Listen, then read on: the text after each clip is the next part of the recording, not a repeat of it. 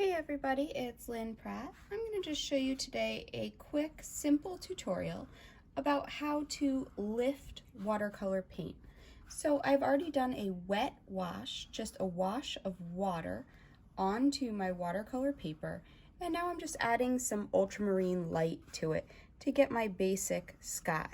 Now, the main thing that you want to know about lifting paint is you want your paint to dry first. So it's super important that after you have your wash down, that you let it dry completely. So my paper was wet ahead of time, and I've added my wet into wet wash of Holbein's Ultramarine Light watercolor paint. Now, when I added it, it was wet, I can easily go through and just let this wash blend in to have a nice even coat of paint.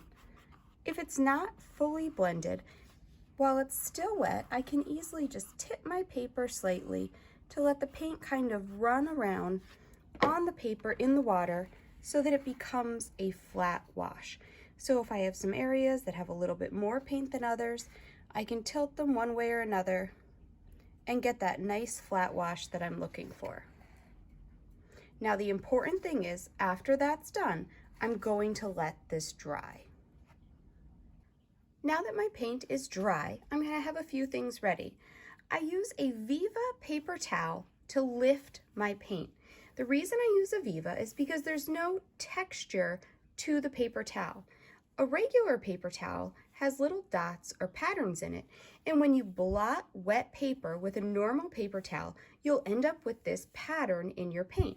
And if you're lifting a cloud, you don't want a pattern in it, so a Viva paper towel, V-I-V-A, you can get them at any supermarket, is just a paper towel that has no pattern, no imprint in it. The other thing is, I can use my regular round watercolor brush to lift up my paint. I actually prefer to use acrylic brushes. They have a slightly firmer bristle and they lift a little bit better, but they're not so hard that they rough up my paper. So this is a size 0 and a size 4 Rockcliffe 250 LH. I have found that these work perfectly and they have the perfect spring and hardness to lift my paint without damaging my paper. So now I have my water all set, my paper's ready, and I'm ready to lift my clouds. If I did it before it dried fully, when I lifted into it, it would lift some of the paint up, but it could easily mess up my edge and cause all kinds of blooms. You're much better off waiting for the whole thing to dry. Now, depending on the size of the area I want to lift, since I'm lifting a slightly larger area, I can use the larger brush. So what I'm going to do first is, now that everything is dry, I'm going to come in and I'm just going to wet the area that I want to lift. So you can see just by putting the water on, it's already starting to come up slightly. But the important thing is, if you lift like this, and you can see that already some of your area is lifted, if you leave it like that, you will end up with a hard water line around the image that you have lifted. So it's very important that then you take your paper towel and blot it dry. Now you have that lifted area, and when it dries completely, you will not have a water line around it. So I'm just going to go in and lift up my cloud shape from my background image. And as I go, I'm blotting with my paper towel to lift up the excess paint. Now, if you're putting in clouds, you want to keep in mind, clouds vary in shape, in size, and they also vary in how white they are. So you don't have to bring everything to a full white or try to lift as much as you possibly can everywhere. You can do it a little bit different in different areas to vary the value that you end up with. If you make more than one cloud on your paper, keep in mind that clouds are not all the same shape and size.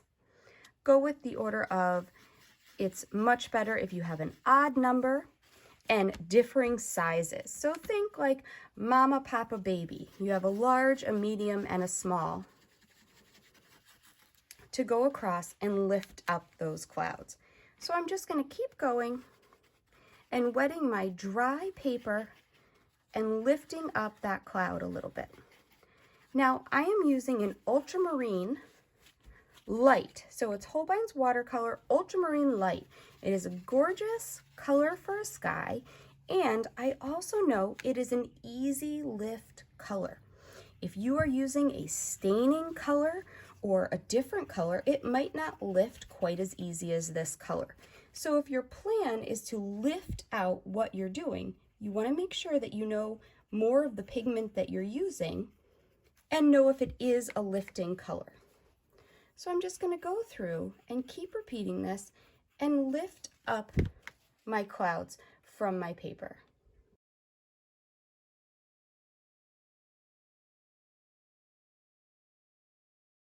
Now all my clouds are lifted from my paper. If I want to get some areas even more white, more color lifted, I'm going to let it dry completely and then come back after it's dry again and lift more color. If I keep working at the paper while the paper is too wet, the paper will end up tearing, or it will look like you roughed up the actual paper. So you want to make sure that if you're starting to look like the paper is peeling or there's an unfamiliar look on the surface of the paper, you want to stop lifting and let it dry. It doesn't mean you have to stop lifting in the area. It just means that you need to let it dry first before going back to it.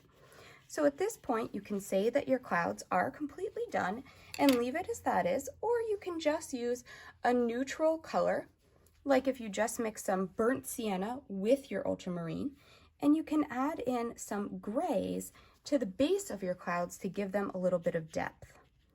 So by just adding a super light wash of that gray mixture, which again here is just burnt sienna and ultramarine, I'm just giving a little bit more depth to those clouds, making them look a little bit more realistic.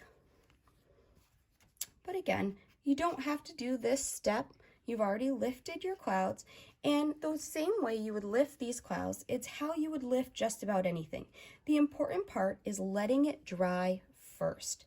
So that's the main thing that you want to take away from this little tutorial is let your paper dry first and then go ahead in and you can try lifting. Thanks so much for joining me.